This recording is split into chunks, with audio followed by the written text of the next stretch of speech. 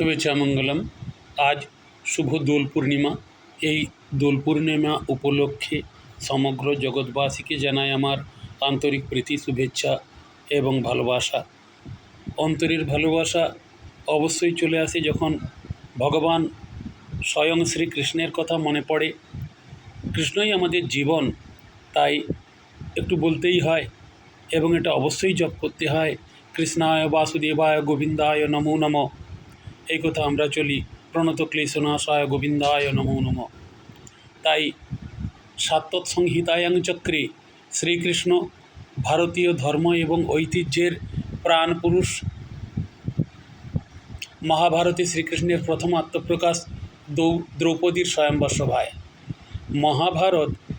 মহাভারত লীলায় কৃষ্ণ কুরুক্ষেত্র যুদ্ধের নায়ক, অর্জুন সখারূপে ভগবদ্গীতার প্রবক্তা। গোটা মহাভারত জুড়ে কৃষ্ণের বিচরণ ভাগবদ্গীতাতে দেখি। তিনি জ্ঞান, কর্ম, ভক্তির অপূর্ব সমন্বয় বার্তা তুলে ধরলেন। ব্যাসদেব বেদ সংগ্রহ ও বেদ বিভাগ এবং মহাভারত রচনা করলেন, কিন্তু তৃপ্তি পাননি। দেবর্ষি নারদ বললেন, গোবিন্দ কীর্তন শূন্য শুষ্ক জ্ঞানে ভগবানের তৃপ্তি হয় নাই, তাই তোমার জ্ঞান অপূর্ণ। ভক্ত ভগবানের হৃদয়ের যোগসূত্র তৈরি হয়নি, শ্রী গোবিন্দ মহিমা বর্ণনা করেনি। মহর্ষি ব্যাসদেব বুঝলেন নারদের কথা। ভগবানের নিবিড় সান্নিধ্য না পেলে ভক্তের তৃপ্তি হয় না। সে আবেদন মেটাতে মহর্ষির হাত ধরে এগিয়ে এলো ভাগবত। সাত্তৎ সংহিতায়াং চক্রে ভগবান এলেন অন্তরঙ্গ হয়ে। পেলাম ব্রজনন্দনকে। সেসব অন্তরঙ্গ মুহূর্তের ছবিগুলো ধরা আছে ভাগবতে। মূলত দশম স্কন্ধে ভাগবতের মঙ্গলাচরণের তৃতীয় মন্ত্রেই রয়েছে, নিগমকল্প তরুর্গলিত ফলম। বেদকে বলা হয় নিগম, যা থেকে সমস্ত জ্ঞান নির্গত, আর বেদ কল্পবৃক্ষের গলিত ফল হল ভাগবত। সর্বশাস্ত্রের ফলস্বরূপ ও পরমানন্দময় শ্রী সুখ মুখ নির্গত এই রসময় ফল পরম মধুর। একজন ভাগবত প্রেমী বলেছিলেন, গীতার যেখানে শেষ সেখান থেকেই ভাগবতের শুরু।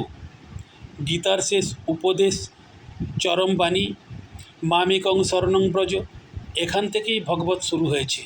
ভগবদ্গীতার বিস্তার করেছেন এই মামেকং এর এবং দেখিয়েছেন কেমন করে শরণং ব্রজ সম্ভব হয়।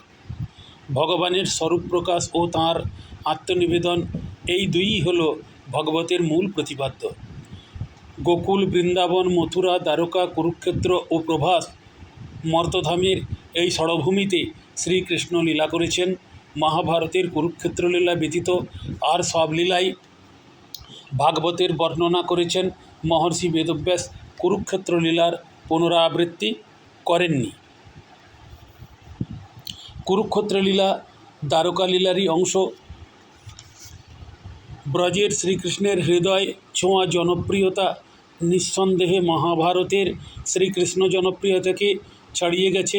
অন্তত এই চরিত্রকে ঘিরে উপাসনার বাইরে যে পরিমাণ নাটক, কবিতা, নৃত্য, চিত্রকলা, গান, সাহিত্য, স্থাপত্য, মূর্তিশিল্প সহস্র বছর ধরে সৃষ্টি হয়েছে, তার নিরিখে আমরা একথা বলতে পারি। জন স্ট্যাটন হাউলি একটি লেখায় উল্লেখ করেছেন, 1500 খ্রিস্টাব্দের আগেকার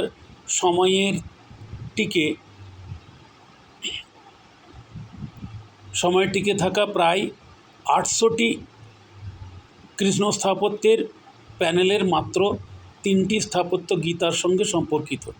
মহাভারতের ছাপ অল্প স্বল্প, যা উল্লেখযোগ্য ও দৃষ্টি আকর্ষণকারী তা হল শ্রীকৃষ্ণের দ্বারকা জীবনের পরিবর্তে এই স্থাপত্য কেন্দ্রবিন্দুগুলো হচ্ছেন ব্রজের ননিচোরা রাখাল বালক শ্রীকৃষ্ণ। এখন কিশোর তার অবলীলাক্রমে পরাক্রমশালী কংসবধ শ্রীকৃষ্ণের ভগবৎস্বরূপ দুটি ধারায় প্রকাশিত। ঐশ্বর্যে ও মাধুর্যে নিজ ঐশ্বর্যরূপে তিনি জগৎকে লীলা মাহাত্ম্য বিস্ময়ে বিমুগ্ধ করেন। ভক্ত ভীতচিত্তে তাঁর আশ্রয় নেন। মাধুর্যরূপে তিনি ভক্ত হৃদয় আকর্ষণকারী পরমপ্রিয় আপনজন। মহাভারতের কৃষ্ণলীলা ঐশ্বর্য প্রধান। ভাগবতে কৃষ্ণলীলায় ঐশ্বর্য ও মাধুর্যের পরিপূর্ণ প্রকাশে শ্রীকৃষ্ণ তাঁর কৃষ্ণচরিত্রের পূর্ণাঙ্গ স্ফুরণ ও পরিপূর্ণতা। ভাগবতের কৃষ্ণ তাই ভক্তের হৃদয় বৈকুণ্ঠখানায় বিরাজিত ভগবান স্বয়ং কৃষ্ণ।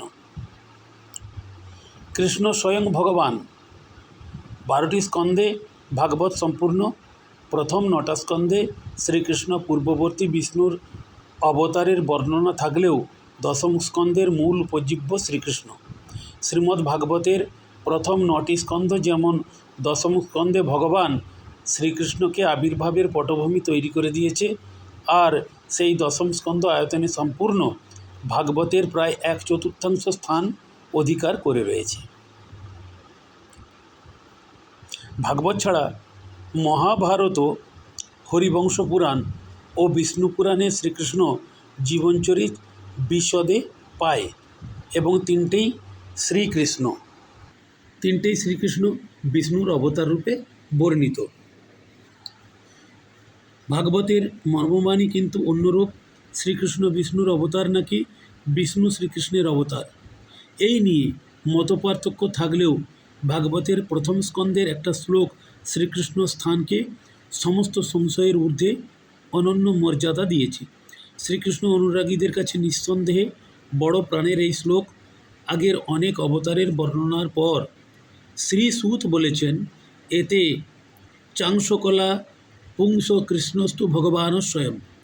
শ্রীমদ্ ভগবত বসুমতী প্রথম অধ্যায়ের 3:28 পূর্বোক্ত এবং অনুক্ত সমস্ত অবতারী পুরুষরূপ ভগবানের কেউ অংশ, কেউ কলা, আবার সর্ববিলক্ষণ কৃষ্ণই স্বয়ং ভগবান। কৃষ্ণমূর্তিতেই সর্বশক্তি বিকাশ, সুতরাং শ্রীকৃষ্ণই স্বয়ং ভগবান। মৎস্য, কুর্ম প্রভৃতি মূর্তিও ভগবানের, কিন্তু তাতে সর্বশক্তি প্রকাশ করেনি বলে তাঁর অংশকলা ভাষ্যকার বিশ্বনাথ চক্রবর্তী একে বলেছেন পবিত্র ভাষাসূত্র। যাই হোক, বিভিন্ন জ্ঞানী পণ্ডিতগণ বিভিন্নভাবে বর্ণনা করেছেন। গৃহাভ্যন্তরস্থ সমগ্র সামগ্রীর মধ্যে একটি দ্বীপ যেমন সমস্ত গৃহকে আলোকিত করে, তেমনি এই একটি সূত্রই সমগ্র ভাগবত শ্রীকৃষ্ণের পূর্ণত্ব প্রতিপাদন করে। তবে এই শ্লোক না থাকলেও নিঃসন্দেহে শ্রীকৃষ্ণ ভাগবতে সর্বোচ্চ মর্যাদাপ্রাপ্ত। শ্রীকৃষ্ণ ভগবান সমগ্র জগতের অধিষ্ঠান, এই জগতে সৃষ্টি স্থিতি প্রলয়ের কর্তা।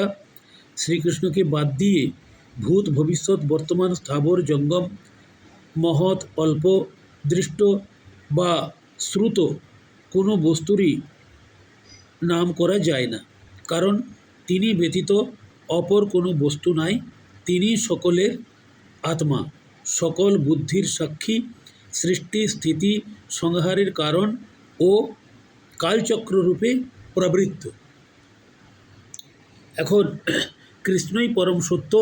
ভগবত জুড়ে বহু জায়গায় তাঁর উল্লেখ পাওয়া যায়। ভাগবতের প্রথম স্কন্ধের প্রথম অধ্যায়ে রয়েছে ভীষ্মদেব সরসজ্জায় শায়িত, দেবর্ষি, মহর্ষি, রাজর্ষি এবং মনীষীবৃন্দ তাঁর সমাগত স্বয়ং শ্রীকৃষ্ণ সম্মুখে দাঁড়িয়ে উপদেশ দিচ্ছেন।